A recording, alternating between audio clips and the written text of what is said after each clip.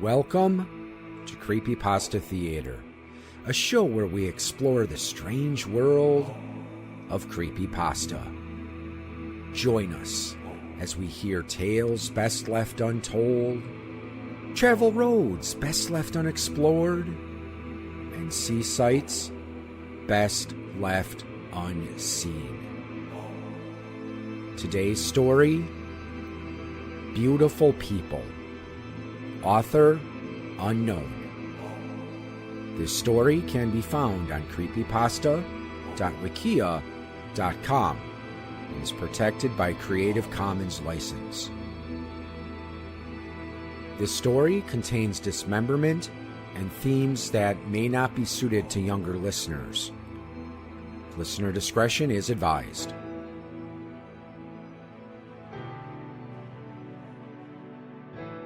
There was once a person named Teddy. He was a middle-aged, balding, overweight, lonely man. He never had siblings, and both of his parents were dead, which consequently left him with an estate and lots of money. This meant that he didn't need to work, and the big house with the huge backyard made him go crazy with solitude. His parents raised him to be a well-mannered Catholic, something he wasn't very orthodox about until after they died.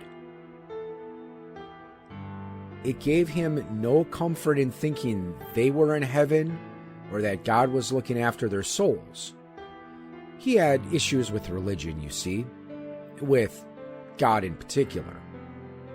He was taught that God was all-powerful and loving and that he had watched over everyone.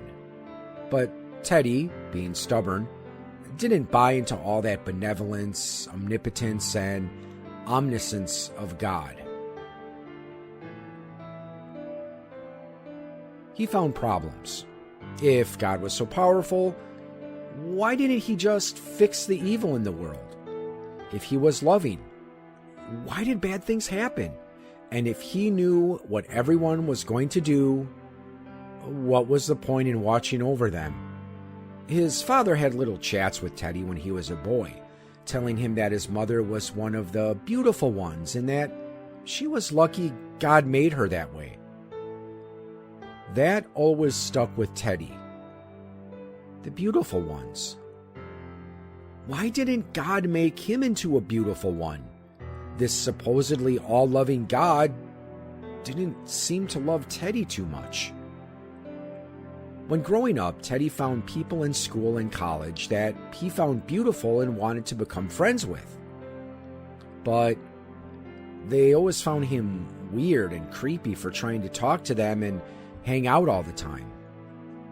He eventually gave up on trying to be around them and just watched from a short distance away, eavesdropping on their interesting conversations.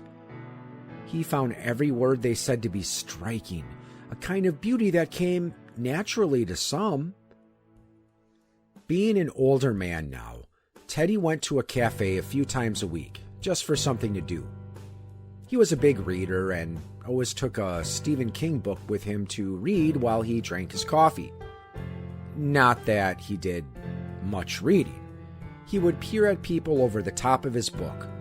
Only people he found beautiful. He pretended to be texting sometimes and took snapshots of people he adored with the first sighting. He printed them out and tacked them up on the walls in a spare room in his house, each with a number written underneath them. When he felt alone, which was most of the time, he would go and stare at their faces just to consume himself in their array of beauty. Soon, this wasn't enough for Teddy. He craved to be near to these people, to watch them intently, see how they live, observe a way to become one of them. He started following a few favorites from his cafe. There were regulars coming in on their lunch breaks to grab a coffee, chatting away on their phones, or to other buttes. He followed them to their offices, sometimes home. He took notes for each that he'd followed, noting what cars they had, what job they did, their addresses, marital status, whether they had children, what bank they used, what social circles they were in, and anything he could find out about them. He followed one of his targets one night.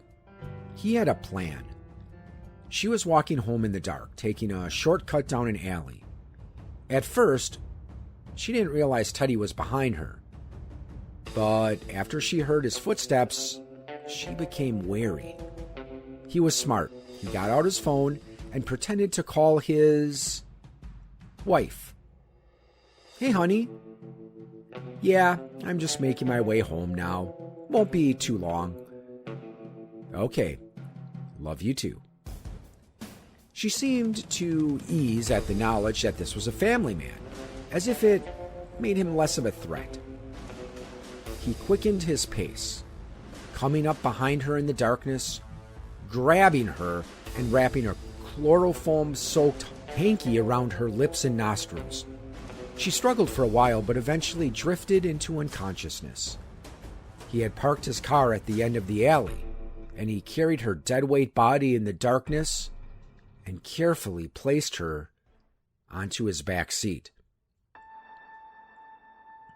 He stared at her face for a minute, absorbing her beauty, basking in his victory of catching her so easily. She is his now, and they will live in his house together, and everything will be perfect, he thought. When she came round, she struggled, trying to attack him and escape. He eventually killed her in his attic where he kept her. She wouldn't do as he said, and she wouldn't understand that he didn't want to rape her. So he got angry and struck her over the head, over and over. This happened several more times, with both men and women being kidnapped and killed because they struggled when he got close to them. He buried them in his backyard, each grave marked with the number of their photograph, which now had crosses through them in each body. Each mutilated body was buried with the notes he took of them whilst stalking them. I say each mutilated body because after he killed them, he cut them open to see what was inside, to see what made them beautiful. He made incisions from the chest down to the abdomen using the masses of tools he had from his father's shed.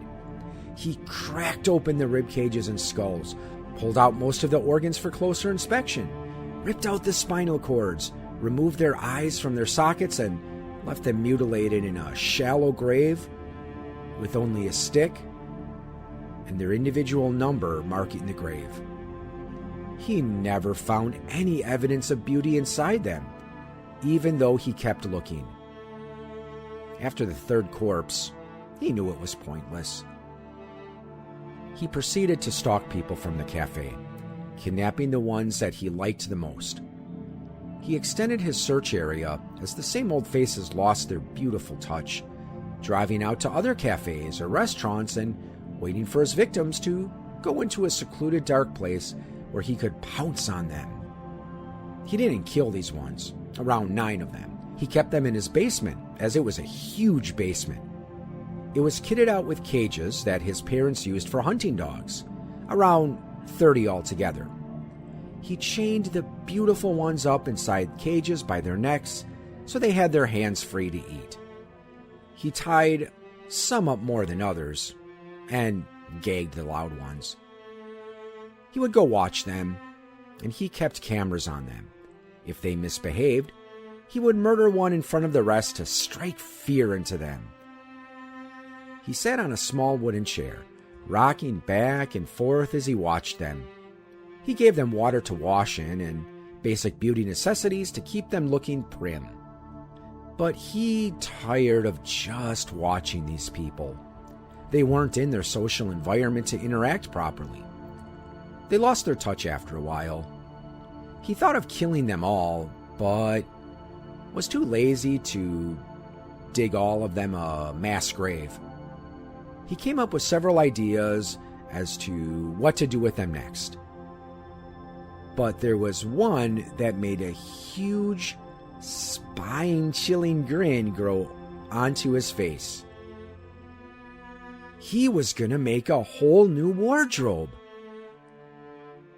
But who would he wear first?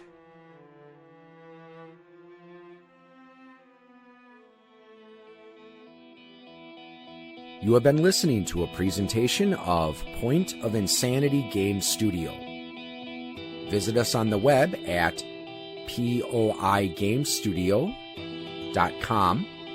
Follow us on Twitter at poigamestudio. Look us up on Facebook and email us at poigamestudio@gmail.com.